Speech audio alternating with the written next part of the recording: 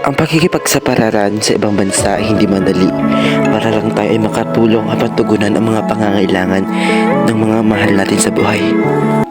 Mia, what are you doing? You're supposed to be not cleaning the kitchen. Sorry, sir. I'm finished later. You're always on the phone. You're wasting time. You're useless. You're so slow. Sorry, sir. I didn't mean to. Mia, give me a juice.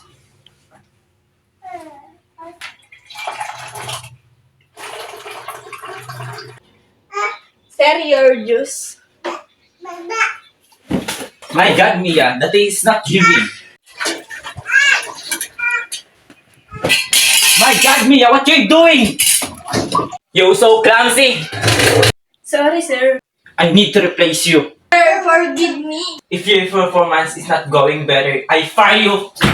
I don't deserve this pain. I need to live in this home.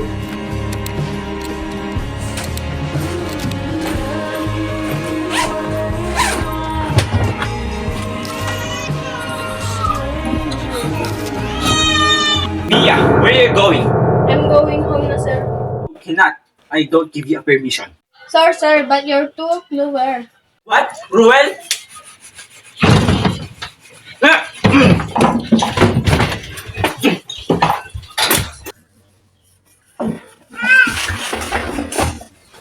Mia!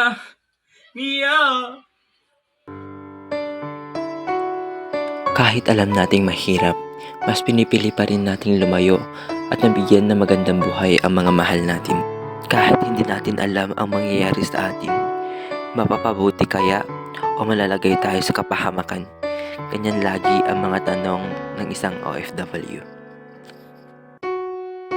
Nananawagan ng hustisya ang pamilya ng isang babaeng OFW sa Kuwait. Natagpuang patay at naagnas ng Pinay sa bakuran ng bahay ng kanyang amo. Narito po ang aking report.